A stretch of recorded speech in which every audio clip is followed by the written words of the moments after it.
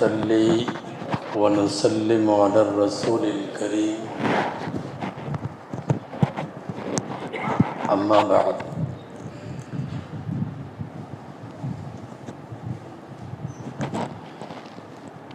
فقد قال الله سبحانه وتعالى في كلامه القديم والفرقان الحميد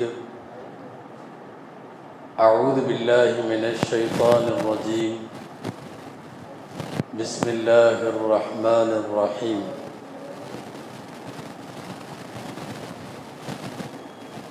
محمد رسول الله والذين معه أشداء على الكفار رحماء بينهم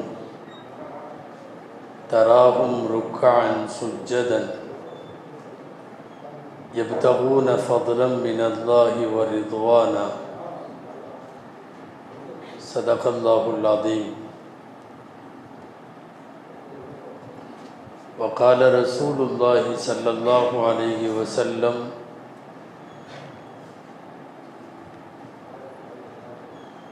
ساق القوم آخرهم شربا صدق رسول الله صلى الله عليه وسلم.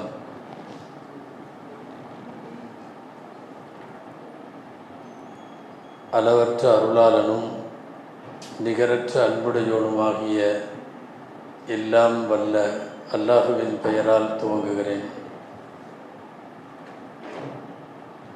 அருமைநாயகம் முஹம்மதுர் ரசூலுல்லாஹ் ஸல்லல்லாஹு அலைஹி வஸல்லம் அவர்களின் மீதும் நற்பாக்கியங்கள் நிறைந்த அவர்களுடைய உம்மத்தின் மீதும் குறிப்பாக இந்த மஜ்லிஸில் வீற்றிருக்கக்கூடிய நம் அனைவர் மீதும் எல்லாம் வல்ல அல்லாஹுவின் நல்லருள் என்றென்றும் நிறைவாக உண்டாவதாக. ஆமீன். அல்லாஹுடைய பேரருளால் புனித ரமதானுடைய இறுதி 10 நாட்களில் இரண்டாவது ஒற்றைப்படை இரவில் அல்லாஹுவை பற்றியும் அவனுடைய ரசூலை பற்றியும் ஒரு சில செய்திகளை பேச சிந்திக்க நல்வாய்ப்பை வழங்கிய அல்லாஹுவுக்கு நன்றிகளெல்லாம். அல்ஹம்துலில்லாஹ். அல்லாஹு ஜல்ல ஷானுஹு தஆலா இந்த புனித ரமதானில் அவனால் ஒப்புக்கொள்ளப்பட்ட அமல்கள் ஏற்றுக்கொள்ளப்பட்ட பாவங்கள் மன்னிக்கப்பட்ட நரக விடுதலைக்கு உரித்தான நல்லோர்களின் பட்டியலில் அல்லாஹ் நம்மை எல்லாம் சேர்த்து அருள்வானாக. ஒவ்வொரு நாளும் இங்கே ஒவ்வொரு தலைப்பிலே உலமாக்கள் பேசுகிறார்கள். இன்றைக்கு எனக்கு வழங்கப்பட்டிருக்கிற தலைப்பு அன்னலார் நபி ஸல்லல்லாஹு அலைஹி வஸல்லம் ஓர் அதிசய தலைவர் என்று பேசுமாறு நான் பணிக்கப்பட்டிருக்கிறேன். அல்லாஹ்விடத்தில் துஆ செய்வோம். அல்லாஹ் பயன் தரும் விஷயங்களை பேசவும் நாம் கேட்கவும் தொடர்ந்து அது குறித்து சிந்திக்கவும் வரும் நாட்களிலே செயலாற்றவும் அல்லாஹ் அருள் புரிவானாக.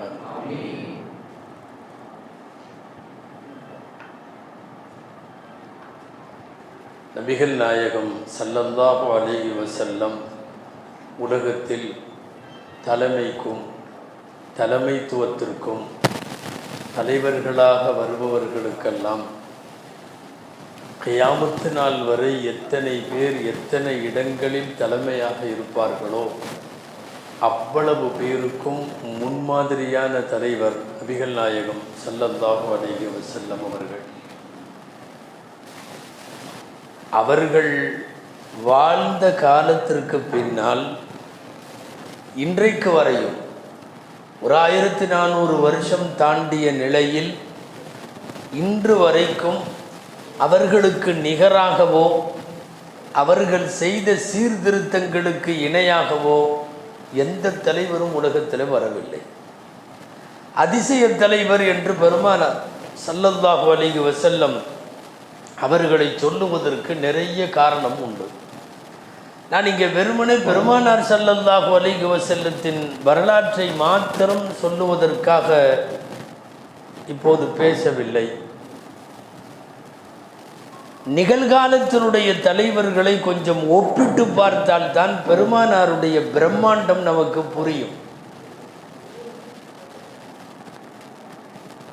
ஒரு மாபெரும் சமூகத்தின் தலைவராக, ஒரு மிகப்பெரிய அரசியல் தலைவராக நாயகம் ஸல்லல்லாஹு அலைஹி வஸல்லம் வாழ்ந்த அந்த வாழ்க்கையை, அவர்களின் தூய்மையான அரசியலை இன்றைக்கு சாக்கடை அரசியல் செய்து கொண்டிருக்கிற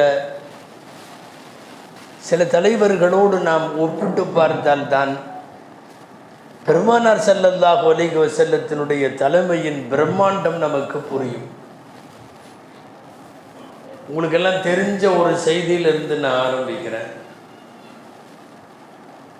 இந்த மைக்கேல் ஹார்ட்டுங்கிற ஒரு புக் எழுதினார் இல்லையா, த 100ன்னு ஒரு புக். சவுண்டு கம்மியாக வைங்களேன். 100ன்னு ஒரு புக் எழுதினார்.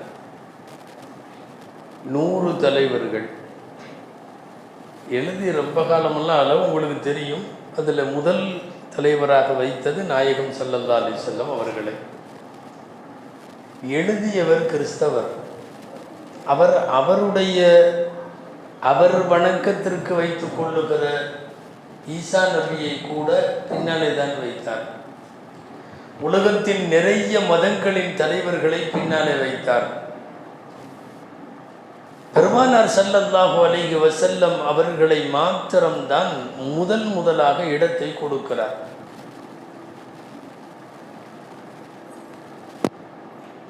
ஏதோ ரொம்ப காலத்துக்கு முன்னாடி எழுதினவரெல்லாம் இல்லை. அவர் இப்போ சமீபத்தில் உள்ளவர் தான். 1960-70களில் எல்லாம் அவர் பேசியிருக்கிறார். தமிழ்நாட்டிலிருந்து ஒரு குழு போய் அவரை சந்தித்தது. காலம் சென்ற மர்ஹூம் மனவை முஸ்தபான்னு சொல்லி அறிவியல் தமிழறிஞர் மனவை முஸ்தபா தலைமையில் தமிழ்நாட்டிலிருந்து ஒரு அறிஞர்கள் டீம் ஒன்று போய் தமிழறிஞர்கள் மைக்கேல் ஹார்ட்டை சந்தித்தார்கள். த 100ன்னு புக் எழுதியிருக்கிறீங்க. அதில் 100 தலைவர்கள், உலகத்தின் மிகச்சிறந்த பிரம்மாண்டமான தலைவர்களை எல்லாம் போட்டிருக்கீங்க. அதில் நபி ஸல்லல்லாஹு அலைஹி வஸல்லத்தை முதல்ல வச்சுருக்கிறீங்க, ஏன் வச்சிங்கன்னெலாம் கேட்டாங்க.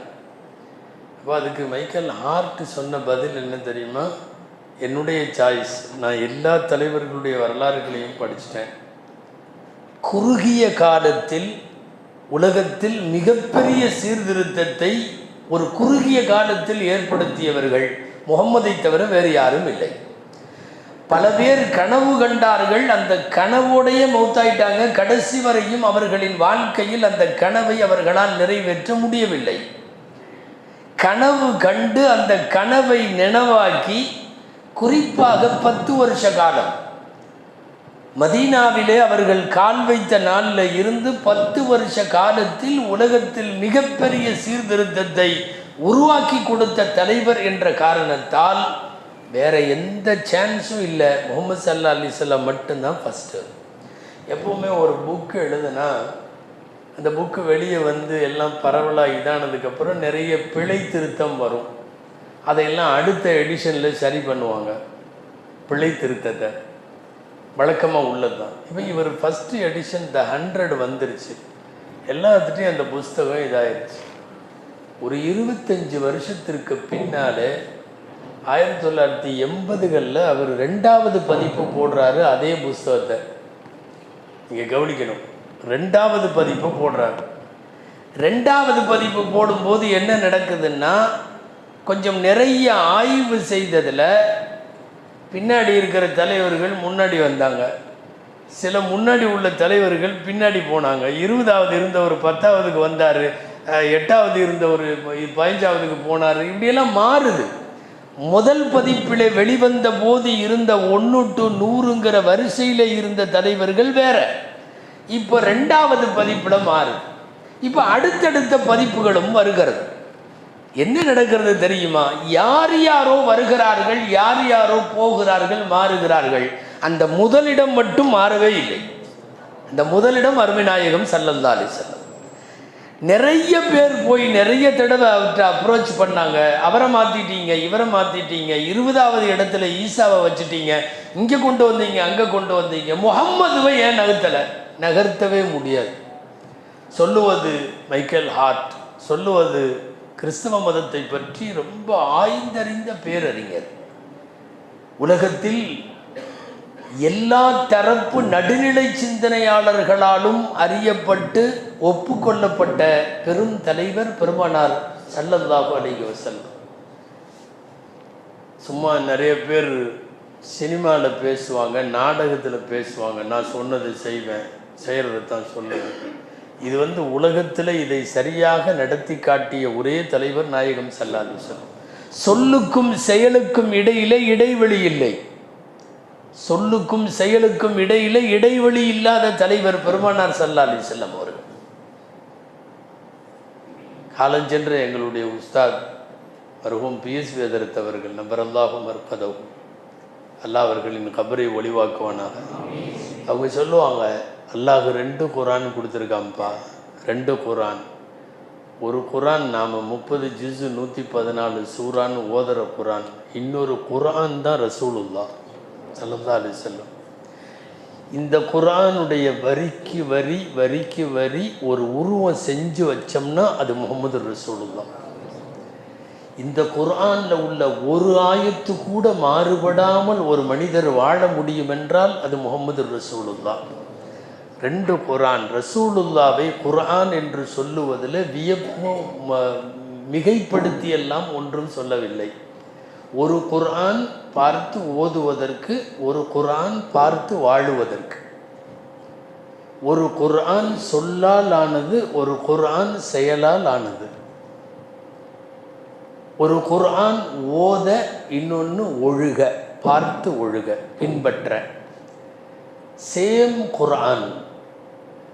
குர்ஆன் ஒரு அதிசய கிதாபாக இன்றைக்கு வரையும் உலகத்தில் நீடிக்கிறது என்றால் பெருமானார் ஸல்லல்லாஹு அலைஹி வஸல்லம் அதிசய தலைவராக உலகத்தில் நீடிப்பார்கள்.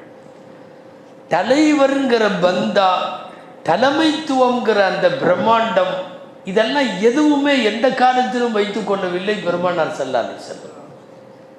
எளிமையின் உச்சகட்டத்திலே வாழ்ந்தவர்கள் நாயகம் ஸல்லல்லாஹு அலைஹி வஸல்லம். இதுவெல்லாம் தான் அவர்களை அதிசய தலைவராய் உலகத்திற்கு கொண்டு வந்து நிறுத்துகிறது. சின்ன சின்னதா ஏழை சஹாபிகளோட உட்காந்துருப்பாங்க, குடிசையில் உட்காந்துருப்பாங்க, திட்டில் உட்காந்துருப்பாங்க, சமயத்தில் கல்லை தூக்கிட்டு போவாங்க, சமயத்தில் குழியை நோண்டுவாங்க, சமயத்தில் சப்ளை பண்ணுவாங்க. எங்கு பார்க்க முடியும்? பொதுவாக தலைவர்னாவே அப்படி நல்லா ஒரு பிரம்மாண்டமான சேரில் நடக்கட்டும் அப்படிங்கிறது தானே தலைவர். எந்த காலத்திலேயும் பெருமானார் ஸல்லல்லாஹு அலைஹி வஸல்லம் அப்படி இருந்தவர்கள் அல்ல. தலைமை என்பதனுடைய நேர்த்தியான வடிவம் அருமைநாயகம் ஸல்லல்லாஹு அலைஹி வஸல்லம் அவர்கள். அப்பாஸ் ரலியல்லாஹு அன்ஹு சொன்னாங்க, நாளுக்கு நாள் இஸ்லாத்தில் சேர்றவங்கெல்லாம் அதிகமாகிட்டு வருது, கூட்டத்தில் உங்களை ரொம்ப நெருக்கிறாங்க, கூட்டத்தில் உங்களை சந்திக்க வர்றவங்க ரொம்ப இது பண்ணுறாங்க. அதனால் நாங்கள்லாம் ஒரு முடிவு பண்ணியிருக்கோம், இனிமேல் எங்கேயா இருந்தாலும் உங்களுக்கு ஒரு கூடாரம் மாதிரி ஒன்று ஏற்பாடு பண்ணி நாங்கள் அதில் வச்சுருவோம். விஐபிகளெல்லாம் உட்கார வைப்பாங்கள்ல, அந்த மாதிரி நாங்கள் அதில் உங்களை உட்கார வச்சிடறோம், நீங்கள் அதில் உட்காந்துக்குங்க, மற்றவங்க பொதுமக்கள் யாரும் உங்களை தொந்தரவு பண்ணாத அளவுக்கு பண்ணிடலான்னு சொன்னாங்க அப்பாஸ் ரலியல்லாஹு. ரசூல் ஸல்லல்லாஹு அலைஹி வஸல்லம் சரின்ட்டாங்க. அதே மாதிரி அடுத்த சந்திப்பில் அப்பாஸ் ரலியல்லாஹு தஆலா அன்ஹு ஒரு கூடாரத்தை ஏற்பாடு பண்ணிவிட்டு, யார் ரசூலுல்லாஹ் நீங்கள் அதில் உட்காந்துக்குங்க, ஜனங்கள்லாம் அங்கே இருக்காங்க, எல்லாம் உங்களை முச்சுக்குவாங்க, நீங்கள் போனீங்கன்னா நீங்கள் அங்கே போக வேண்டாம் அப்படின்னு சொன்னாங்க. அப்பாஸ் ரலியல்லாஹு அன்ஹுட்ட ரசூலுல்லாஹ் ஸல்லல்லாஹு அலைஹி வஸல்லம் சொன்னார்கள், மக்களோடு மக்களாக கலந்து இருந்து லா அஸாலு பைன அதுஹுரிஹிம் ஹத்தா யத்தஊன அகிபி வயும்சிகூன ரிதாஇ ஹத்தா அரிஹல்லாஹு மின்ஹும். நான் மக்களோட மக்களாகவே இருக்கேன். சமயங்களில் நடக்கும்போது என் காலை தெரியாமல் அவங்க மிதிப்பாங்க, அவ்வளவு நெருக்கடியில் நடப்பேன். என் துண்டை பிடிச்சி உருகுவாங்க மக்கள். துண்டை பிடித்து இழுத்தாலும், நடக்கும்போது கால்களிலே என்னை மிதித்து விட்டாலும் அல்லாஹ் எனக்கு வஃபாத்தை தருகிற வரை நான் அவர்களோடு அப்படியே இருக்கிறேன். இந்த தனி ஆவர்த்தனமெல்லாம் வேண்டாம்.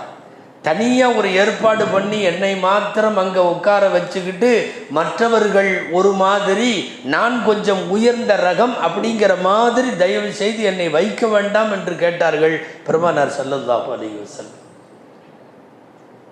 மக்களை நெறிப்படுத்தும் பேராற்றலை அல்லாஹ் பொதுவாகவே நபிமார்களுக்கு வழங்கியிருந்தான். அவங்களுக்கு தெரிஞ்ச ஹதீஸ் தான், எல்லா நபியும் ஆடு மேய்த்தார்கள் இல்லையா? மாமின் நபியின் இல்லா வகது ரஅல் கனம், ரசூலுல்லாஹ் சொன்னார்கள், நபிமார்கள் எல்லாமே ஆடு மேய்த்தார்கள். காலு அன்த யா ரசூலல்லாஹ், அல்லாஹ்வின் தூதரே நீங்களும் ஆடு மேய்த்தீர்கள். நஅம் குன்து அர்ஆஹா லிகராரித ஃபி அஹ்லி மக்கா, மக்காவினுடைய மலைப்பாங்கான அந்த பகுதிகளில் ஒரு சில திருகங்களுக்காக நானும் மக்காவிலே ஆடு மேய்த்தேன் என்றார்கள் பெருமானார் ஸல்லல்லாஹு அலைஹி வஸல்லம். இந்த ஹதீஸ் சஹீஹுல் புகாரியினுடைய இந்த ஹதீஸிற்கு விளக்க உரை எழுதக்கூடிய புகாரி ஷரீஃபினுடைய விரிவுரையாளர் ஒருவர், பிரபலமான அல்லாமா ஹாஃபிஸ் இப்னு ஹஜர் ரஹிமஹுல்லா, நபிமார்கள் ஆடு மேய்ப்பதற்கு 3 பலன்கள் எழுதுகிறார்கள். ஒன்று, பொறுப்புள்ளவராக வர வேண்டும் என்றால் ஆடு மேய்க்கிற இடையனுக்கு பொறுப்பு இருக்கும். மொத்தம் எத்தனை ஆடு எங்கெங்கே இருக்குது, எவ்வளவு கொண்டு வந்தோம், என்ன பண்ணுது, அதுக்கெல்லாம் சாப்பிட்டதா வச்சதா, எல்லாத்துக்கும் தீனி கிடைச்சதா, திரும்பி போகிறப்ப எதுவும் பட்டினியாக போகுதா, பொறுப்புணர்வோடு ஒரு கூட்டத்தை கட்டுப்படுத்துகிற, பொறுப்பை வெளிக்கொணருகிற அற்புதமான சேவையில் ஆடு மேய்த்தல் முதலிடத்திற்கு வருகிறது. 2வது, ஆடு மேய்க்கிற போது மட்டும்தான் அதில் உள்ள சிரமங்களை தாங்க முடியும். எல்லாத்தையும் கட்டி போட்டு இழுத்து ஒன்றா வச்சு கொண்டு வந்து ஓட்டிட்டு வந்து திரும்ப கொண்டு வந்து, ஏன்னா போயிட்டு இருக்கிறப்பவே 2 இப்படி போகும். அப்போ அந்த மாதிரி எல்லாம் எல்லாத்தையும் ஒருங்கிணைத்து அரவணைத்து கொள்ளக்கூடியது வரும். 3வது, இரக்க குணம் வரும் ஆடு மேய்க்கிற இடையனாக இருந்தால். இந்த எல்லா குணங்களுக்காகத்தான் நபிமார்களை எல்லாம் ஆடு மேய்க்க வைத்தான். பெருமானார் ஸல்லல்லாஹு அலைஹி வஸல்லமுக்கு இந்த பக்குவம் எல்லாம் இருந்த காரணத்தால் மனித குலத்தை எப்படி கையாளுவது என்று அவர்களுக்கு நன்றாக தெரியும். யார் எப்படியோ அவங்களுக்கு தோதுவா நாயகம் ஸல்லல்லாஹு அலைஹி வஸல்லம் இருப்பார்கள். சும்மா வீட்டில் உட்காந்துருக்கிறப்போ, கொஞ்சம் நார்மலாக உட்காந்துருக்கிறப்போ ஒரு முட்டிங்கால் வரையும் ஆடை விலகி கூட இருக்கும். நமக்கு ரொம்ப கரெக்டாக வெளியில் போகிற மாதிரி இருக்க மாட்டோம். அந்த மாதிரி இருந்த ஒரு நேரத்தில் உஸ்மான் ரலியல்லாஹு அன்ஹு வெளியிருந்து உள்ளே வரலாமான்னு கேட்கும்போது எல்லாம் சரி பண்ணிவிட்டு வாங்கங்கிறாங்க. அதுக்கு முன்னாடியெல்லாம் 2-3 பேர் வந்தப்போ கூட நார்மலாக தான் உட்காந்துருந்தாங்க. உஸ்மான் வரும்போது மட்டும் அப்படி செய்கிறீங்களேன்னு கேட்டதுக்கு என்ன சொன்னாங்க, கைஃபலா அஸ்தஹி மின் ரஜுலின் தஸ்தஹி மின் உல் மலாயிகா, மலக்குகளே அவரை பார்த்து வெட்கப்படுறாங்க, அவர் அவ்வளவு வெட்க சுபாவம் உள்ளவர், அவர் வரும்போது நான் எப்படி இதோடு இருக்க முடியும்? யாருக்கு என்ன பிடிக்குமோ, அவர் மனோபாவம் என்னவோ, அவர் என்ன மாதிரி விரும்புவாரோ அதற்கு தோதுவாக தங்களை தகவமைத்து கொள்ளுகிற ஒரு தலைமை. அப்படியெல்லாம் அமையாது. வர்றவங்க தான் தலைவருக்கு தோதுவாக எப்படி வேணாலும் இருந்துக்கணும். தலைவரெல்லாம் மாற மாட்டார். ஆனால் வருபவர்களுக்கு தோதுவாக தங்களை மாற்றி கொள்ளுகிற தலைமை நாயகம் ஸல்லல்லாஹு அலைஹி வஸல்லம் அவர்கள் மட்டும்தான். எந்த இடத்திலேயும் அப்பழுக்கு இல்லாமல் கரை இல்லாமல் பள்ளிவாசலில் இருந்து வெளியே போகிறப்போ சஃபியா ரலியல்லாஹு அன்ஹாவோடு வெளியே போவார்கள். இதெல்லாம் உங்களுக்கு நீங்கள் கேள்விப்பட்ட செய்திகளாக இருக்கலாம். நைட்டு நேரம், இருட்டு நேரம், இப்போ மாதிரி வெளிச்சமெல்லாம் கிடையாது. சஃபியா ரலியல்லாஹு அன்ஹா இருக்கிற மனைவிமார்கள்லேயே ஆக குட்டையானவங்க. இத்தினூன்னு ஒரு பொண்ணு தான் அது. அப்போ நபி ஸல்லல்லாஹு அலைஹி வஸல்லமோட அந்த தாய் அவங்க சஃபியா வெளியே வர்றப்போ 2 பேர் போகிறப்போ ரசூலுல்லாஹ் கூப்பிட்டு சொல்லுவாங்க, இது சஃபியா என் மனைவி, நான் கூட்டிகிட்டு போகிறேன் அப்படிம்பாங்க. அவங்க அலறி அடித்து பதறி போய், நாங்கள் ஒன்றும் கேட்கவே இல்லை, நாங்கள் ஒன்றும் தப்பாகலாம் நினைக்கல, நாங்கள் ஒன்றும் இப்படியெல்லாம் பண்ணல, திடீர்னு சொல்கிறதா இருந்தால், அதுவும் ரசூலுல்லாஹ் சொல்கிறதா இருந்தால் கூப்பிட்டு நபி ஸல்லல்லாஹு அலைஹி வஸல்லம் சொன்னாங்க, நீ அப்படி நினைப்பேன்னு இல்லை, ஷைத்தான் வந்து மனிதனுடைய நரம்பு நாளங்கள் எல்லாம் ஓடுறான். உங்கள் உள்ளத்தில் அவன் ஏதாவது போட்டுறக்கூடாது. அதாவது இது ஒரு சைக்காலஜி. நீங்கள் 2 பேரும் மோசமானவங்கன்னு சொல்லாமல், அப்படியெல்லாம் சொல்லாமல், சைத்தான் கெட்டவன்ப்பா. அவன் சமயங்களில் சில அஜித்துமாருங்க மாணவர்களை திட்டும்போது, நீ நல்லவன் தான்டா, சைத்தான் கெட்டவன், உன் தலையில் அவன் வந்து உட்காந்துக்குவான். ஏதாவது ஷைத்தான் எஜ்ரிமினல் இன்சானி மஜ்ரத் தமி வ அகாஃபு அன் யுக்தஃப ஃபி குலூபிகுமா, உங்கள் 2 பேருடைய உள்ளத்தில் அவன் ஏதாவது தவறாக சிந்தனையை உருவாக்கிடக்கூடாதுங்கிறதுக்காக கூப்பிட்டு சொன்னேன். வேற ஒன்றும் இல்லை, போங்க. சொன்ன வரைக்கும் நல்லது. அவங்க சஹாபாக்கள் பேச மாட்டாங்க. இந்த காலத்துல எல்லாம் தெளிவாக சொல்லிடணும். தேவைப்பட்ட ஆதார் கார்டு கூட காட்டிடணும். என்ன ஹஸ்ரத் அப்படிம்பாங்க, நான் என் மனைவி இந்த 2 பேர்த்தோட ஆதார் அட்டை இருக்குது, வேணால் வச்சுக்கோ அப்படின்னு காட்டிடணும். ஏன் ஒன்றுமே சொல்லாமல் நம்ம போயிட்டோன்னு வச்சுங்களேன், நம்ம ஆளுக்கு தானே, அவர் ஆஜியார் தெரிஞ்சவர் தான் அப்படின்னம்னா அவர் போய் பிஸ்மில்லான்னு பள்ளியாசி தென்னையில் உட்காந்துருவார். தென்னை உட்காந்து யாரோ ஒருத்தர் கூட போகிறார், பிஸ்மில்லா, அவ்வளோதான். அவர் யாரோ ஒருத்தர் கூட போகிறாரும் பாருல, மீதி எல்லாம் கதையை முன்னுரை பின்னுரை எல்லாம் கூட இருக்கிறவங்கெல்லாம் எழுதி குடும்பம் நடத்தின மாதிரி ஒரு நாடகம் கிரியேட் ஆயிரும். நபி ஸல்லல்லாஹு அலைஹி வஸல்லம், நான் இது சொல்கிறது என்னென்னா, சூழ்நிலைகளை தெரிந்து, தமிழில் இங்கிதம்னு ஒரு வார்த்தை சொல்லுவாங்க, இங்கிதமாக நடந்துக்கிறதுன்னு. பெருமானாரிடத்தில் அந்த இங்கிதம் இருந்தது. யார் எப்படி என்கிற சூழ்நிலையை தெரிந்து அவர்களுக்கு தோதுவாய். முதல்ல உலக தலைவர்களில் இப்படி ஒரு அதிசயமான தலைவரை உலகம் பார்ப்பது அரிது. பள்ளிவாசல்ல வந்து சுவத்தில் ஏதோ யாரோ துப்பிய எச்சில் காஞ்சு போய் அது கிடக்கிறது. அதை எடுத்து கையில் சுரண்டி அந்த கையில் அதை எடுத்து போட்டுட்டு கொண்டு போய் வெளியே போட்டுட்டு வர்றாங்க நாயகம் ஸல்லல்லாஹு அலைஹி வஸல்லம். ஒரு தலைவர் அப்படிங்கிற கெத்தில் நாம் இன்னைக்கு யோசிச்சோம்னா நாம் என்ன செய்வோம்? எப்பா கூப்பிடு, சுரண்டி போடு, அவ்வளோதானே, உத்தரவு தானே. களப்பணியிலே நாயகம் ஸல்லல்லாஹு அலைஹி வஸல்லம் வந்து அங்கே எடுத்து சுரண்டி போட்டு இதை ஒருத்தர் பார்த்துக்கிட்டே உட்காந்துருந்தார். ரசூலுல்லாஹ் தூணை சுத்தம் பண்ணுறாங்க. யாரோ ஒரு ஆள் எச்சில் வச்சுட்டு போயிட்டாரு. அந்த எச்சில் காரல் எச்சில் காஞ்சி போயிடுச்சு. காஞ்சி போனதை ரசூலுல்லாஹ் போய் இப்படி இது பண்ணுறாங்கன்னு சொல்லிட்டு உடனடியாக அவங்கெல்லாம் எப்போவுமே அத்தர் வச்சுருப்பாங்க. அந்த அத்தரை எடுத்து போய் அந்த ரசூலுல்லாஹ் சுரண்டி விட்ட இடத்துல அத்தரை வந்து தேய்ச்சி விட்டு வந்துட்டார். அதுக்கு தேய்ச்சி விட்டு வந்ததுக்கப்புறம் அந்த தூணுக்கு பேர் முஹல்லகா, தேய்க்கப்பட்ட அத்தர் தடவப்பட்ட தூண் அப்படின்னு சொல்லி அதுக்கு பேர் ஆயிடுச்சு. நீங்கள் இன்றைக்கும் ரவுலாவில் போய் தொழுகிறதா இருந்தால் ரசூலுடைய கபருக்கு இந்த பக்கம் அந்த பச்சை கார்பெட்டில் தொழுகிறோமல்ல, அதில் நிற்கிற தூணில் ஒரு தூணில் பாருங்கள், உஸ்துவானத்தே முஹல்லகா என்று எழுதியிருக்கும், அத்தர் தடவப்பட்ட தூணுன்னு. என்னடா உஸ்துவானத்தே முஹல்லகான்னா, பெருமானார் கையால் எச்சிலை சுரண்டிய தூணு. வரலாறு தெரிந்தவர்கள் அந்த தூணுக்கு பக்கத்தில் நின்று தொழுகுவார்கள். அந்த ரவுதாவில் கார்பெட்டுக்குள்ளேயே இருக்காதெல்லாம். முதல்ல ஒரு பிரம்மாண்டமான ஈருலக தலைவர், லட்சக்கணக்கான மக்களை தொண்டர்களாக பெற்றிருப்பவர், கடைசி ஹஜ்ஜில் ரசூலுல்லாவோடு நின்றவர்கள் 1,16,000 பேர். அவ்வளவு பேருக்குமான தலைவர் பள்ளிவாசலுக்குள்ளே வரும்போது பள்ளியின் பணியாளராக மாறி போகிறார். வீட்டுக்கு போகும்போது வீட்டுக்கான பணியாளராக மாறி போகிறார். வீட்டுக்கு போனால் அங்கே ஆடு கிடக்கிறார், ஆற்றில் பால் கறக்கிறார், அங்கே தன்னுடைய செருப்பை தைக்கிறார், தன் கிழிந்து போன துணியை தைக்கிறார், தன் ஆடையை சரி செய்கிறார். எல்லாம் அங்கே நடக்குது வீட்டில். வீட்டுக்கு போனால் வீட்டின் பணியாளர், பள்ளிவாசலுக்குள்ளே வந்தால் பள்ளிவாசலினுடைய பணியாளர். எந்த இடத்துலையும் பப்ளிக்கில் எல்லாம் நாம் அப்படி அந்த என்ன சொல்கிறது, அந்த கெத்துங்கிறாங்கல்ல, இந்த கெத்தெல்லாம் பார்க்கவே முடியாது. நாயகம் ஸல்லல்லாஹு அலைஹி வஸல்லம் வீட்டில் இருந்து பள்ளிக்கு வரக்கூடிய வழி. ஒரு வாலிபர் ஆடு அறுத்து அப்போ தான் உரிச்சிட்ருக்கார். நபி ஸல்லல்லாஹு அலைஹி வஸல்லம் நின்று பார்த்தாங்க. அவர் கொஞ்சம் சரியாக அவருக்கு உரிக்க தெரியலை, ஒன்றுமே செய்யலை. தம்பி நகரு, கையை சுருட்டி விட்டுட்டு இதை சொல்கிறது அனுஸ் ரலியல்லாஹு தஆலான்னு சொல்கிறாங்க. நாயகம் உடனடியாக ஆட்டினுடைய தோலை உரிக்க இறங்கினாங்க.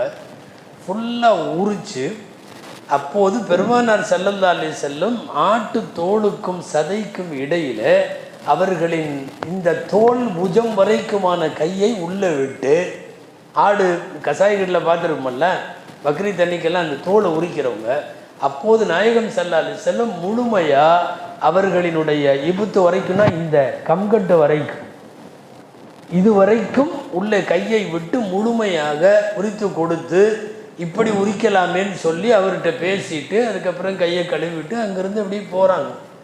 இது யார் செய்கிற வேலை? இதெல்லாம் தொழிலாளர்கள் செய்வார்கள், பணியாளர்கள் செய்வார்கள்.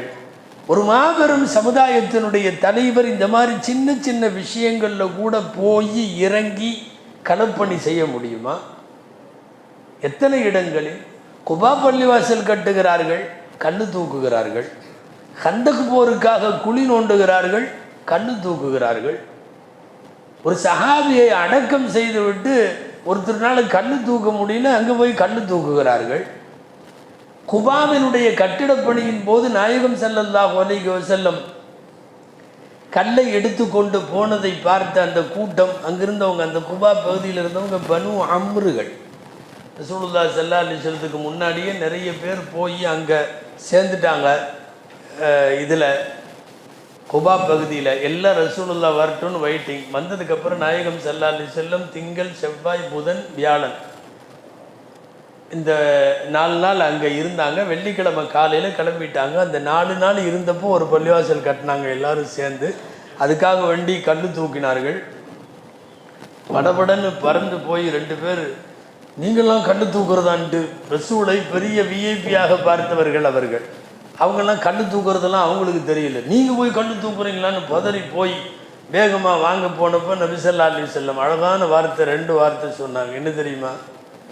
கல் தூக்குறதுல நீங்கள் ஒன்றும் என்னை விட பலசாலி இல்லை, என்னை விட பலசாலி இல்லை, நான் உங்களை விட தூக்குவேன். இன்னொன்று, பள்ளிவாசலுக்காக கல் தூக்குகிற போது அல்லாஹ் ஒரு கூலி கொடுப்பான் இல்லையா, அந்த கூலி எனக்கு தேவையில்லாமையெல்லாம் இல்லை, எனக்கும் வேணும்.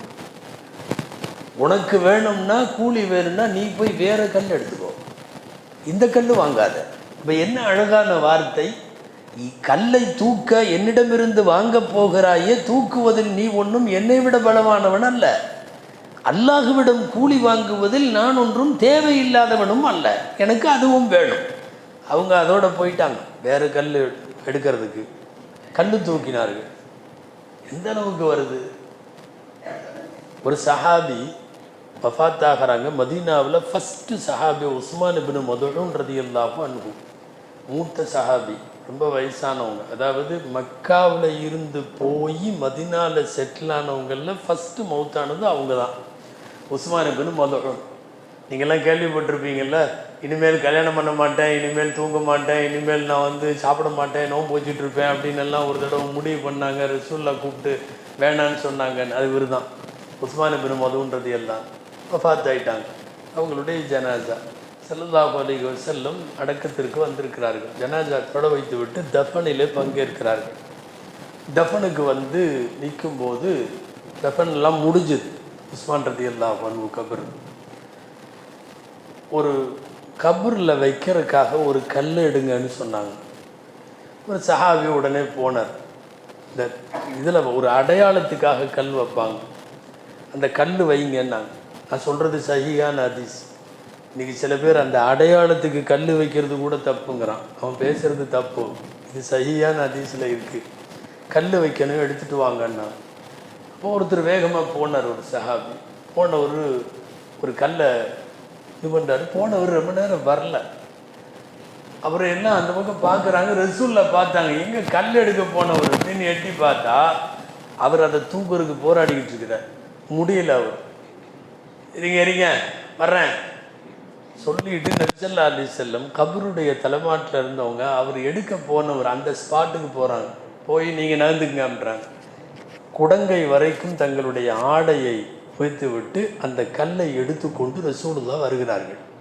தஃபன் செய்த சஹாபியினுடைய கபருக்கு உஸ்மான் இப்னு மதுஊனுடைய கபரில் தலைமாட்டில் தோண்டி விட்டு அந்த கல்லை வச்சு செட் பண்ணிவிட்டு, இது உஸ்மானின் கபருக்கு அடையாளமாக இருக்கட்டும், அடுத்தடுத்து இவருடைய உறவினர்கள் இங்கே அடங்கி கொள்ளட்டும். இந்த ஹதீஸிலிருந்து நமக்கு நிறைய செய்திகள் கிடைக்கும். தலைமாட்டில் வைக்கிறதுக்கு இந்த ஹதீஸ் ஆதாரம், கல் வைப்பதற்கு. இன்னொன்று என்ன தெரியுமா, விருப்பப்படுகிற போது பெற்றோருக்கு பக்கத்திலோ மகன் மகளுக்கு பக்கத்திலோ ஒருவர் அடக்கமாகுவதற்கான வாய்ப்பை, வழியை ரசூலுல்லாஹ் பேசுகிறார்கள். சில பேர் அதான் கீழே போய் படுக்க போகிறோமே, எங்கே போய் படுத்தா என்ன, சில பேர் அப்படி பேசுவாங்க ஒரு மாதிரியா. ஏன் நீங்கள் அங்கேயே தான் அடங்கணுமா, உங்கள் அத்தா பக்கத்தில் தான் உங்களை அடக்கணுமா, அப்படியானெல்லாம் பேசுவாங்க. சில நேரம் சில பேர் நல்லோர்கள் பக்கத்தில் அடங்கணும்னு ஆசைப்படுவாங்க. யாராவது பெரியவங்க அப்படி இப்படின்னு சொல்லி நல்லவங்க பக்கத்தில் அடங்கலான்னு ஆசைப்படுவாங்க. இந்த நம்பிக்கையே இல்லாதவங்க தான் சில பேர் அதெல்லாம் பேசுறது. நல்லவங்க பக்கத்தில் படுத்தா மட்டும் உனக்கு இதாயிருமா, அவரு கபரில் உனக்கு உன் கபரில், நீ அவர் இடத்துல படுத்தா மட்டும் உனக்கு எல்லாம் கிடச்சி போயிருமா, அவருக்கு கிடைக்கிறதெல்லாம் அப்படின்னு கொஞ்சம் ராங்காகவே பேசுவாங்க. இதை யாரும் ஒரு ஆலிம் சாட்டை ஒருத்தர் பேசினார். ஆலிம் சாட்டை, நல்லவங்க பக்கத்தில் போய் அடங்குறாங்களே, பக்கத்தில் அடங்கினா மட்டும் அவங்களுக்கு எல்லாம் கிடச்சி போயிருமா, இவன் செஞ்சதுக்கு இவனுக்கு கிடைக்கும், அவர் செஞ்சதுக்கு அவனுக்கு கிடைக்கும் அப்படின்னு. இவங்க ரெண்டு பேரும் பேசிகிட்டு இருந்த நேரம் ரொம்ப கடுமையான வெயில் நேரம், ஃபேன் ஏசியெல்லாம் இல்லை. அவர் அந்த ஆலிம் சார் விசிறியை வச்சு வீசிட்டு உட்காந்துருந்தார். இப்போ இவன்கிட்ட கேட்டார், ரொம்ப வேர்க்குதல்ல? ஆமாம். நான் எனக்கு வீசுறது உனக்கு கொஞ்சம் காற்று அடிக்குதான்னு. நான் லேசாக அடிக்குது, அவ்வளோதான். நான் வீசுறது எனக்கு தான் வீசுகிறேன், என் பக்கத்தில் உட்காந்துருக்கிற உனக்கும் கொஞ்சம் காற்று வரத்தான் செய்யும். அதனால் அந்த மாதிரி தான் கபிரிஸ்தானில் பக்கத்தில் அடங்குறாங்கன்னா அவங்க அடங்கிட்டு போகிறாங்க. அவங்க நல்லோர்களுடைய பொருட்டால் ஏதாவது கிடைக்கிறதுக்கு வாய்ப்பு உண்டு. ஹைர், இப்போ சொல்ல வந்தது, உஸ்மான் இப்னு மதுஊன் ரலியல்லாஹு தஆலா அன்ஹு அவர்களுடைய கபரில் கல் வைப்பதற்கு கல்லை போய் எடுத்து கொண்டு வந்து கபரிலே வைக்கக்கூடிய சஹாபி ஸல்லல்லாஹு அலைஹி வஸல்லம் அவர்கள். ஆச்சரியமாக இருக்கிறது. அபூதாவுதில் இந்த ஹந்தக்கில் குழி நோன்ற ஹதீஸ் பதிவாயிருக்கு. இந்த வார்த்தைகளோட என்ன தெரியுமா, எல்லாரும் குழி நோன்றாங்க ஹந்தக்கில், ரசூலுல்லாஹ் ஸல்லல்லாஹு அலைஹி வஸல்லமும் நோன்றாங்க. இந்த ரெண்டு பக்கம் முழு ஆடையெல்லாம் எடுத்துட்டு ஒரு துண்டை மேலே போட்டோம்னா எப்படி இருக்கும், நடுப்பகுதி மட்டும் வயிற்று பகுதியெல்லாம் திறந்துருக்கும், துண்டு இப்படி போட்டிருப்பாங்க. ஸல்லல்லாஹு அலைஹி வஸல்லம் ஹந்தக்கில் அகழ் போரில் குழியிலே இறங்கி வகது என்குலு துராப வகது வாரத் துராபு ஃபி பயாதி பத்னிஹி, இந்த ஹதீஸில் வர்ற வார்த்தை. நபி ஸல்லல்லாஹு அலைஹி வஸல்லம் மண்ணை எடுத்து எடுத்து வெளியிலே போட்டார்கள். தோண்டி தோண்டி செம்மண் ரசூலுல்லாவினுடைய வெள்ளையான வயிறு முழுக்க செம்மண் படர்ந்திருந்தது. நாங்கள் அதை பார்த்தோம். நபி ஸல்லல்லாஹு அலைஹி வஸல்லம் கொஞ்ச நேரம் கழித்து அந்த தோண்டுகிற குழியிட்டிருந்து எந்திரிச்சு வரும்போது உடம்பு பூரா வெள்ளை, திடீர்னு ஒரு இடத்துல மட்டும் சிகப்பா மண் அப்பிருந்தா எப்படி இருக்கும், நாம் வெறுமேலும் வியர்வையும் கலந்த இடத்துல மண்ணு பட்டா எப்படி இருக்கும், அது ஹதீஸில் வருது. வகது வாரத் துராபு ஃபி பயாதி பத்னிஹி, அவர்களுடைய வெண்மையான வயிற்று முழுக்க செம்மண் அப்பி இருந்தது என்று சொல்லுகிறார்கள் சஹாபாக்கள். பள்ளிவாசல் கட்டுறதுக்கு கல் தோன்றாங்க, கபர் அடக்கத்தில் கல்லை தூக்குறாங்க, குழியில் பார்த்தா இறங்கி வேலை செய்கிறாங்க, ஆடு உரிக்கிறதா இருந்தால் கையை விட்டு விரிக்கிறாங்க, பள்ளிவாசலில் தூணில் இதை சுத்தம் பண்ணுறாங்க. வரிசையாக யோசிச்சு பாருங்கள், உலகத்தில் எங்காவது ஒரு ஒரு ஒரு மாபெரும் தலைமை இந்த மாதிரி உள்ள வேலைகளை எல்லாம் இறங்கி யாராவது செய்வார்களா? அல்லாஹு அக்பர். ஹதரத் அனஸ் ரலியல்லாஹு தஆலா அன்ஹு சொல்லுகிறார்கள், இந்த மாதிரி ஹதீஸுகளை நம்ம தேடி தேடி படித்தோம்னா ஆச்சரியமாக இருக்கும். ரசூலுல்லாஹ் இதையெல்லாம் செஞ்சாங்களா, இதையெல்லாம் செஞ்சாங்களா? இன்றைக்கி நாம் கூட இதையெல்லாம் பண்ணுறது இல்லையே. நாமளே ஒரு கொஞ்சம் லேசாக ஒரு லைஃப்பில் இதாக இருந்தார்னா அவர் அவ்வளோ சீக்கிரம் குனிஞ்சு நெளிகிற வேலையெல்லாம் செய்ய மாட்டார். எல்லாமே ஆளு செய்யணும். அது நம்ம வீடுகள்லாம் எப்படி கழுகணும்னா எடுத்துகிட்டு போகணும், எல்லாம் நம்ம உக்காண்டோம்னா கொண்டு வந்து எல்லாத்தையும் வைக்கணும். இந்த மாதிரி தானே பழகியிருக்கோம். நபிகள் ஸல்லல்லாஹு அலைஹி வஸல்லம் போல குனிந்து நிமிர்ந்து எடுத்து கொடுத்து எவ்வளவு வேலை. அனஸ் ரலியல்லாஹு அன்ஹு சொல்கிறாங்க, ஒரு குழந்தையை தூக்கிட்டு நாங்கள் போனோம் ரசூலுல்லாஹ்ட்ட. சஹாபியில் உங்களுக்கு தெரியும் அபூ தல்ஹா ரலியல்லாஹு, அபூ தல்ஹா ரலியல்லாஹு பிரபலமான சஹாபி. அபூ தல்ஹா ரலியல்லாஹு குழந்தை பிறந்திருக்கு.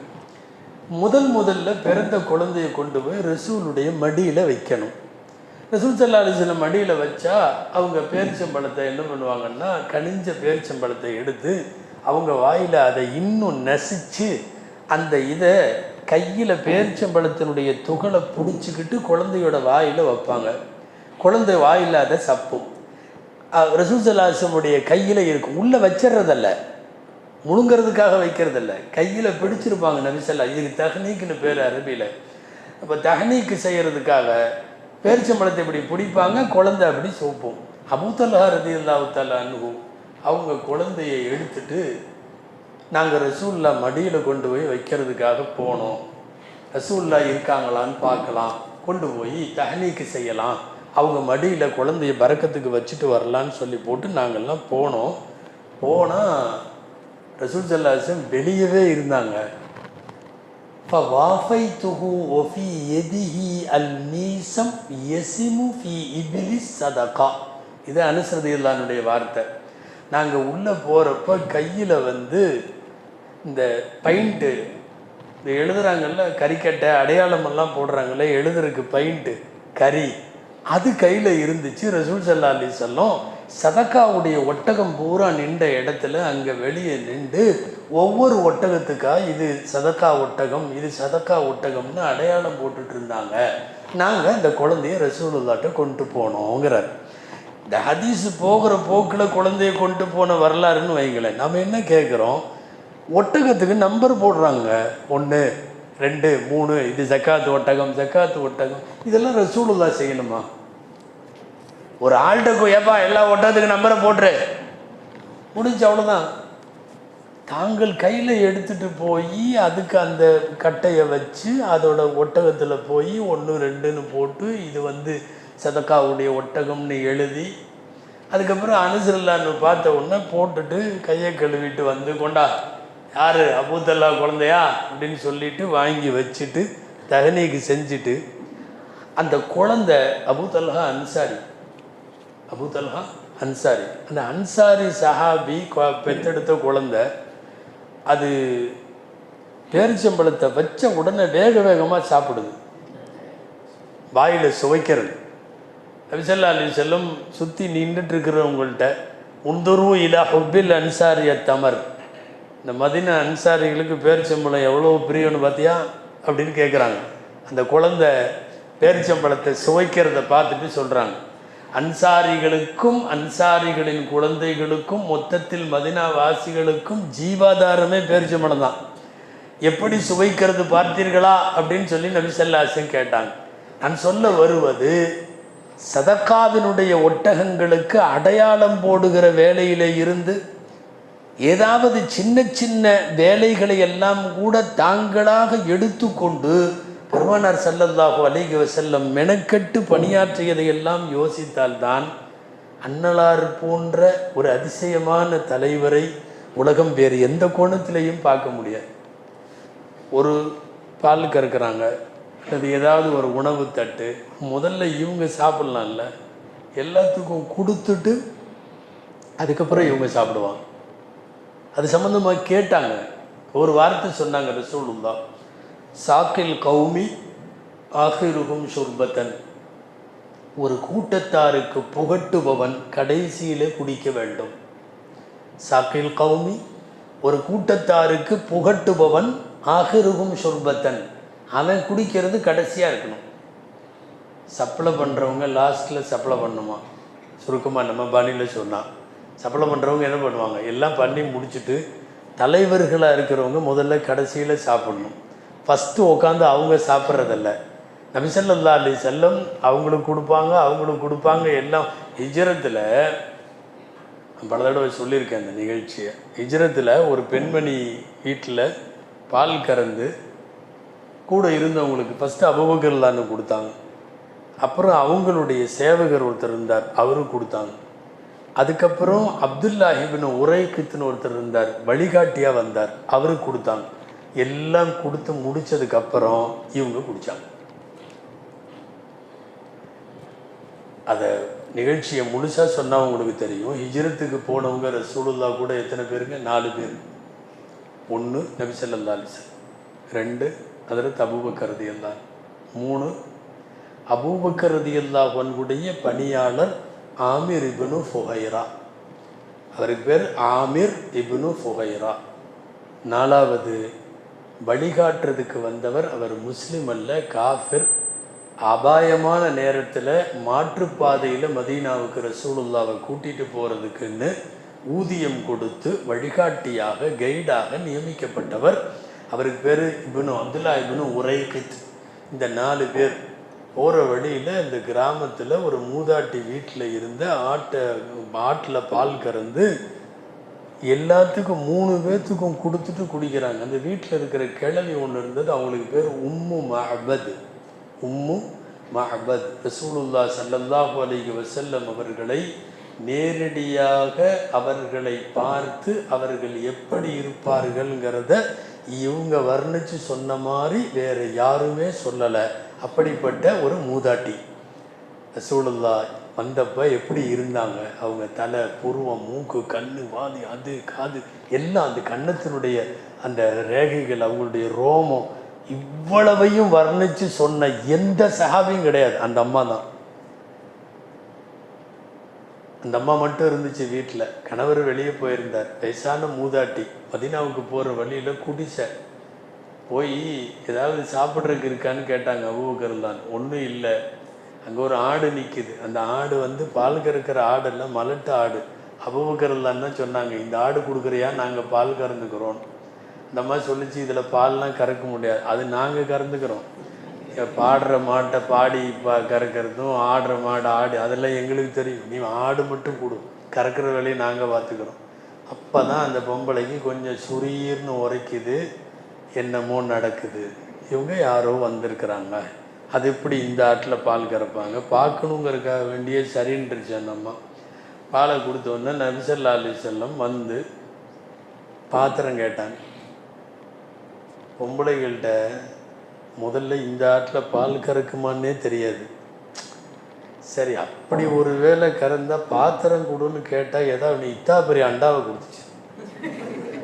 நம்ம பொம்பளைகள்கிட்ட கஞ்சி வாங்கறதுக்கு பாத்திரம் கேட்டீங்கன்னு வைங்க, அசருக்கு பின்னாடி பள்ளிவாசலில் கஞ்சி ஊற்றுறாங்களாம். அங்கே பள்ளிவாசலில் ஒரு பாட்டை தான் ஊற்ற போகிறாங்க, ஆனால் கொடுக்குறது எத்தா பெருசு, இத்தா பெரிய பாத்திரம் கொடுப்பாங்க. அந்த மாதிரி அந்த அம்மா தனக்கே உள்ள பாணியில் கறக்குமா இல்லையா, இந்த ஆட்டில் கறக்க போகுதா அதெல்லாம் தெரியாது. டபக்குன்னு தூக்கி இத்தா பெரிய பாத்திரத்தை கொடுத்துருச்சு. ரசூல் ஸல்லல்லாஹு அலைஹி வஸல்லம் வச்சுட்டு பிஸ்மில்லா சொல்லி பால் கறக்கிற இடத்துல ரசூலுல்லாஹ் பிஸ்மில்லான்னு ஒன்று மடு வெளியில் வந்தது. மடு கறக்க வேண்டிய இடம் வந்து வெளியில் ஸ்ப்ரிங் மாதிரி வெளியில் வந்து விழுகுது. நபி ஸல்லல்லாஹு அலைஹி வஸல்லம் அந்த அம்மா திருன்னு பார்க்குது. ஏன்னா ஆட்டை இத்தனை வருஷம் அதுதான் வளர்த்துருக்குது. இந்த ஆட்டுக்கு அப்படி ஒரு பாயிண்ட்டே கிடையாது, அதாவது பால் பாயிண்ட்டே இல்லை. திடீர்னு இவங்க வந்து பிஸ்மில்லான்ட்டு தண்ணி அடித்தா உள்ளே இருந்து என்னமோ ஸ்ப்ரிங் மாதிரி வெளியே வந்துச்சுன்னா நபி ஸல்லல்லாஹு அலைஹி வஸல்லம் கறந்துட்டு ஃபஸ்ட்டு அங்கே கொடுத்தாங்க. அங்கே அதுக்கப்புறம் ஆமிர் இப்னு ஃபுஹைரா திரும்ப கறந்து கொடுத்தாங்க. இந்த அம்மா உட்காந்துக்கிட்டு, அந்த அம்மாவோட வார்த்தையில் நான் சொல்கிறேன், அந்த அம்மா என்ன சொல்லுது, என்ன கேட்குது, என்ன சந்தேகம்னா இவர் முதலாளியா அல்லது இவங்க வேலைக்காரரா. ஏன்னா இவர் எல்லாத்துக்கும் கறந்து கொடுத்துட்டு கடைசியில் மிச்சம் இருக்கிறத குடிக்கிறத பார்த்தா வேலைக்கார மாதிரி தெரியுது.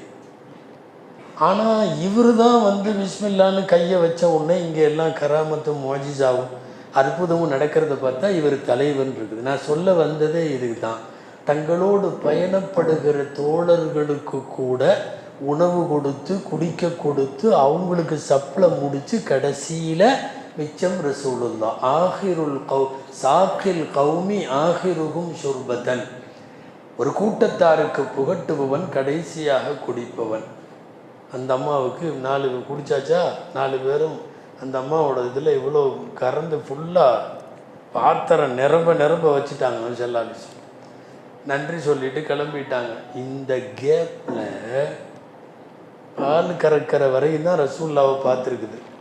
நீங்கள் இன்னைக்கு வரைக்கும் ஷமாயில் திருமதின்னு ஒரு கித்தாப் இருக்குது, ரசூலுல்லாவுடைய அங்க அடையாளங்களை பற்றி உள்ள கித்தாப் ஷமாயிலு திருமதி. ரசூலுடைய விரல், நெகம், காலு, ரோமம், தலப்பா, அவங்க ஜுப்பா, என்னையும் அவங்க போட்ட சட்டை, அவங்க செருப்பு, வார் எல்லாத்த பற்றியும் இருக்கும் ஷமாயில் திருமதி. ஷமாயில் திருமதியில் ரசூலுடைய அங்கத்தை பற்றி பதிவாக இருக்கக்கூடிய ஹதீஸுகள்லையே இந்த அம்மா பதிவு செஞ்ச ஹதீஸ் மாதிரி எந்த ஹதீஸும் டீட்டெயிலாக இல்லை. கொஞ்ச நேரம் பார்த்ததில் அந்த அம்மா ரசூலுல்லாவை அப்படியே கேப்சர் பண்ணிடுச்சு. இங்கே ஒன்று சொல்லணும், பொதுவாக கொஞ்சம் பார்த்தாலும் நம்ம பொம்பளைங்க பார்த்தாங்கன்னா உருப்படியாக பார்த்துருவாங்க. நம்மளுக்கு தான் பார்க்க தெரியாது. மாப்பிள்ளைவெல்லாம் பார்த்துருக்கீங்களா? நாம் பார்க்குற கண்ணோட்டமே வேறையாக இருக்கும்.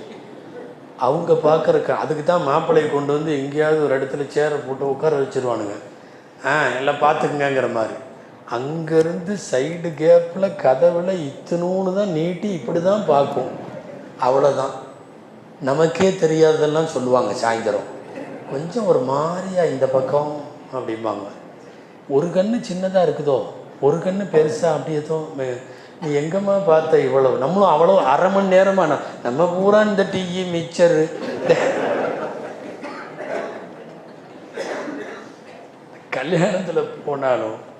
கல்யாணத்துலேயே போனாலும் நாம் பார்க்குறது வேறு, அவங்க பார்க்குறது வேறு.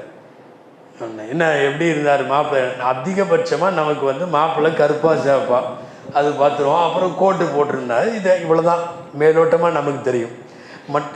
மீதி எல்லாம் அவங்க தான் சொல்லுவாங்க. இந்த உட்கார்ற ஸ்டைலு, அது இது. எங்கேயாவது ஒரு ஓரத்தில் இப்படி நின்றுட்டு அப்படி பார்ப்பாங்கல்ல, பூரா கேப்சராக பயங்கரமான மெகா பிக்சல் கேமரா அது அப்படி பூராத்தையும் எடுத்துரும். நம்மள்கிட்ட வந்து கல்யாணத்துக்கு போயிட்டு வந்தோடனே அந்த டீட்டெயில் அதிகம். மசாலா கொஞ்சம் தூக்கல், உப்பு கொஞ்சம் இன்னும் கொஞ்சம் குறைஞ்சிருக்கலாம். பூரா இந்த சாப்பாடு ஐட்டம், அது இது, இதுலாம் நம்மளை அடிச்சுக்கிறதுக்கு ஆள் கிடையாது. அந்த மாதிரி உம்மு மஅபத் ரலியல்லாஹு தஆலா அன்ஹா ரசூலுல்லாவை சிறிது நேரம் பார்த்ததில் அவ்வளவு அழகாக வர்ணிப்பு செய்தார்கள். உம்மு மஅபத் ரலியல்லாஹு தஆலா அன்ஹா போன கொஞ்ச நேரத்தில் அவர் கணவர் திரும்பி வந்தார். திடீர்னு வந்தவர் என்னமோ ஒரு எல்லாம் போயிட்டாங்க, ஏதோ ஒரு மாற்றத்தை பார்க்குறார். திடீர்னு பால் பாத்திரத்தை பார்த்துட்டார். இது என்ன குண்டால, இவ்வளோ பெரிய குண்டால பால்? அந்த அம்மா அந்த கணவருக்கு சொன்னது தான் இந்த ஹதீஸ். 4 பேர் வந்தாங்க, பால் கேட்டார், ஆடு கேட்டாங்க. நான் ஆட்டை பற்றி இப்படின்னு சொன்னேன். அந்த ஆட்டை வாங்கி பால் கறந்தாங்க. அவர் ரசூலுல்லாவை பற்றி முன்னாடியே கேட்டு வச்சிருக்கார். இந்த அம்மாவுக்கு தான் அது ரசூலுன்னு தெரியலை. சொல்ல சொல்ல சொல்ல எங்கே அவங்கன்னு பதறினார். போயிட்டாங்க. அவங்க தான் முஹம்மது ரசூலுல்லாஹ் ஸல்லல்லாஹு அலைஹி வஸல்லம். அவங்கள அல்லாஹ் நபியா அனுப்பிச்சிருக்கான், நம்ம வீட்டுக்கு வந்திருக்காங்கன்னு சொல்லி அவர் ரொம்ப இது பண்ணார். ரசூல் ஸல்லல்லாஹு அலைஹி வஸல்லம் கை வைத்து அவர்கள் பால் கறந்தது பெரிய மோஜிசா என்பது மட்டுமல்ல, அதை தாண்டிய மோஜிசா அந்த ஆடு. ஒரு ஆடு எத்தனை வருஷம் உயிரோடு இருக்கும்? சும்மா சொல்லுங்களேன். அது எங்களுக்கு எப்படி தெரியும்? அதுதான் ஒரு வருஷத்தில் அறுத்துறேன். பிஸ்மில்லாஹி அல்லாஹு அக்பர். ஒரு ஆட்டினுடைய நார்மலான ஆயுட்காலம் நார்மல் 5 வருஷம் 6 வருஷம் அவ்வளோதான். ரொம்ப தள்ளி எல்லாம் ஆடு தான் இருக்கார்.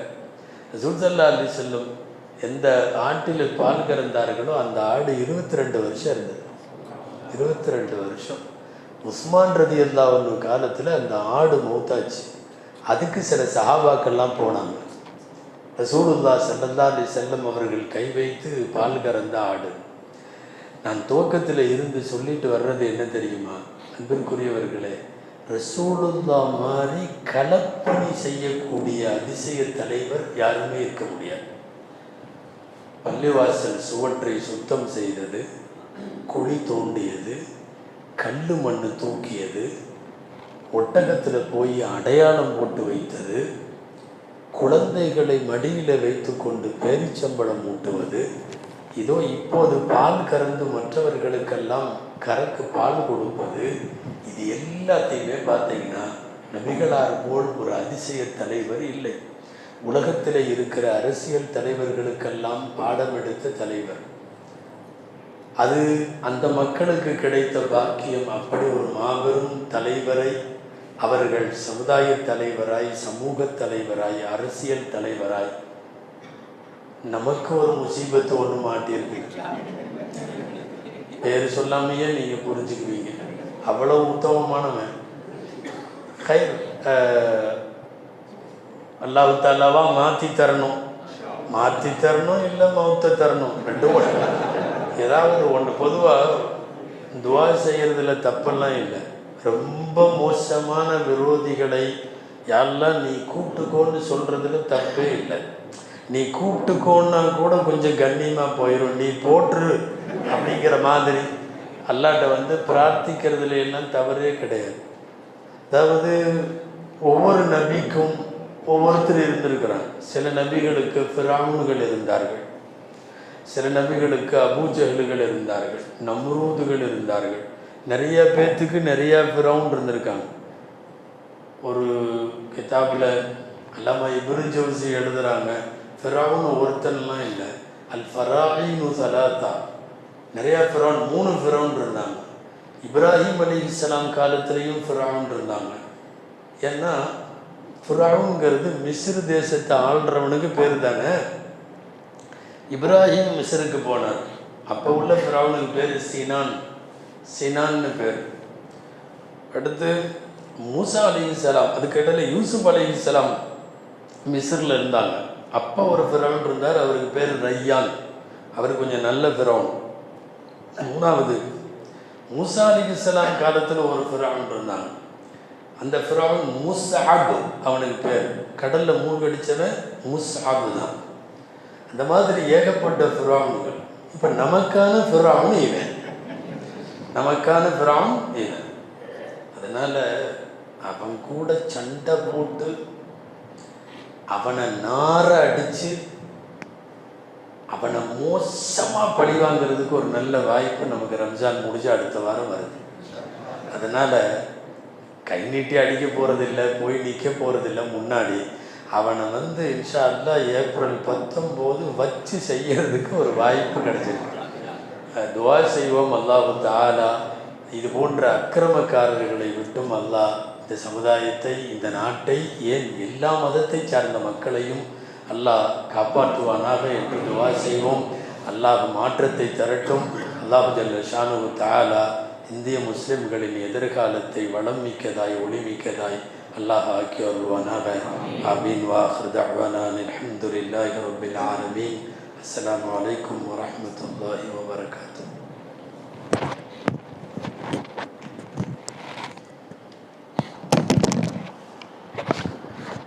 اللهم صل على سيدنا محمد وعلى آل سيدنا محمد وبارك وسلم عليه. اللهم اعتق رقابنا ورقاب آبائنا وأمهاتنا من النيران. اللهم لا تسلط علينا من لا يخافك فينا ولا يرحمنا. لا تسلط علينا من لا يخافك فينا ولا يرحمنا برحمتك يا أرحم الراحمين. وصل وسلم وبارك على سيدنا محمد وآله وصحبه أجمعين والحمد لله رب العالمين. صلى الله على